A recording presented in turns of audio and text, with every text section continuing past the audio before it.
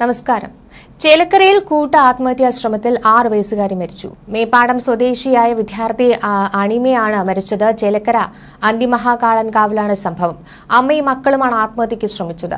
വീട് തുറക്കുന്നത് കാണാതിരുന്ന നാട്ടുകാർ പരിശോധിച്ചപ്പോഴാണ് അമ്മയെയും മക്കളെയും അവശനിലയിൽ കണ്ടെത്തുന്നത്. ഉടൻ തന്നെ തൃശൂർ മെഡിക്കൽ കോളേജ് ആശുപത്രിയിൽ എത്തിച്ചുവെങ്കിലും 6 വയസ്സുകാരി മരിക്കുകയായിരുന്നു. അമ്മയും സഹോദരനും ഗുരുതരാവസ്ഥയിൽ ചികിത്സയിലാണ്. മക്കൾക്ക് വിഷം കൊടുത്തതിനു ശേഷം അമ്മയും വിഷം കഴിക്കുകയായിരുന്നുവെന്നാണ് പോലീസിന്റെ കണ്ടെത്തൽ. അണിമയുടെ അമ്മ ശൈലജ 34 വയസ്സാണ്. മകൻ അക്ഷയ് 4 വയസ്സാണ്. ഇവരാണ് ഗുരുതരാവസ്ഥയിൽ ചികിത്സയിൽ തുടരുന്നത്.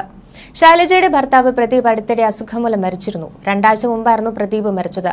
ഇതിന്റെ മനോവിഷമത്തിലായിരുന്നു കുടുംബമെന്നാണ് ബന്ധുക്കളും നാട്ടുകാരും പറയുന്നത്.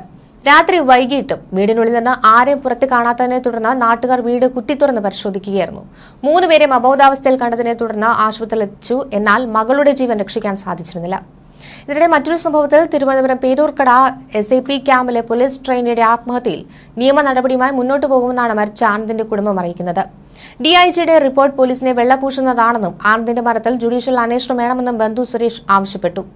ആത്മഹത്യയുമായി ബന്ധപ്പെട്ട് നടത്തിയ അന്വേഷണ report DIG Arun B Krishna ADGPക്ക് സമർപ്പിച്ച സാഹചര്യത്തിലാണ് കുടുംബത്തിന്റെ പ്രതികരണം. പോലീസിന്റെ ഭാഗത്തുനിന്ന് പിഴവ് സംഭവിച്ചിട്ടില്ലെന്ന് ചൂണ്ടിക്കാട്ടിയാണ് റിപ്പോർട്ട്.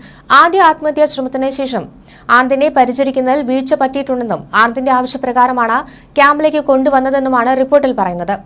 ആത്മഹത്യാ ശ്രമത്തിന് ശേഷം പുറത്തുവന്ന വാർത്തകളിലെ കമന്റുകൾ ആനന്ദിനെ വേദനിപ്പിച്ചതായും റിപ്പോർട്ടിലുണ്ട്.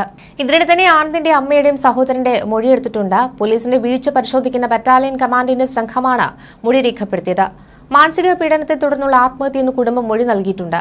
വീട്ടിലായിരുന്നുവെങ്കിൽ ആനന്ദ് ആത്മഹത്യ ചെയ്യുന്ന സാഹചര്യം ഉണ്ടാകുമായിരുന്നില്ലെന്നാണ് അമ്മ ചന്ദ്രിക പറഞ്ഞത്. ജുഡീഷ്യൽ അന്വേഷണം വേണമെന്ന് സഹോദരൻ അരവിന്ദ് ആവശ്യപ്പെട്ടിട്ടുണ്ട്. പോലീസ് അന്വേഷണത്തിൽ സത്യം പുറത്തുവരില്ലെന്നും അരവിന്ദ് പറയുന്നു. ആത്മഹത്യയുമായി ബന്ധപ്പെട്ട് DIGയുടെ റിപ്പോർട്ട് പോലീസിനെ വെള്ളപൂശുന്നതാണെന്നും ആനന്ദിന്റെ മരണത്തിൽ ജുഡീഷ്യൽ അന്വേഷണം വേണമെന്നുമാണ് കുടുംബം നേരത്തെ തന്നെ ആവശ്യപ്പെട്ടു തുടങ്ങിയത്. പോലീസിന്റെ ഭാഗത്ത് നിന്ന് പിഴവ് സംഭവിച്ചിട്ടില്ലെന്ന് ചൂണ്ടിക്കാട്ടിയാണ് റിപ്പോർട്ട്.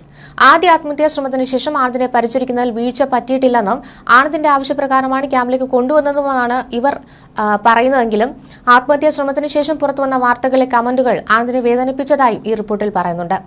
കഴിഞ്ഞ ദിവസമാണ് ആനന്ദ് SIP ക്യാമ്പിൽ ജീവനൊടുക്കിയത്. ആനന്ദ് കൈത്തണ്ട മുറിച്ച് ആത്മഹത്യയ്ക്ക് ശ്രമിച്ചെന്ന് അധികൃതർ വിവരം അറിയിച്ചതിനനുസരിച്ച് അമ്മ ചന്ദ്രികയും സഹോദരൻ അരവിന്ദും ക്യാമ്പിലെത്തിയ ആനന്ദിനെ കണ്ടിരുന്നു. എന്നാൽ ആനന്ദിനെ വീട്ടിലേക്ക് വിടാൻ ഉദ്യോഗസ്ഥർ തയ്യാറായില്ല എന്നാണ് ബന്ധുക്കളുടെ ആരോപണം. കമാൻഡിംഗ് ഓഫീസർ ആനന്ദിനെ വീട്ടിലേക്ക് വിടാൻ ശുപാർശ ചെയ്തുവെങ്കിലും DIG ഓഫീസിൽ നിന്ന് വാക്കാൽ അനുമതി നിഷേധിക്കുകയായിരുന്നുവെന്നും ആരോപണമുണ്ട്.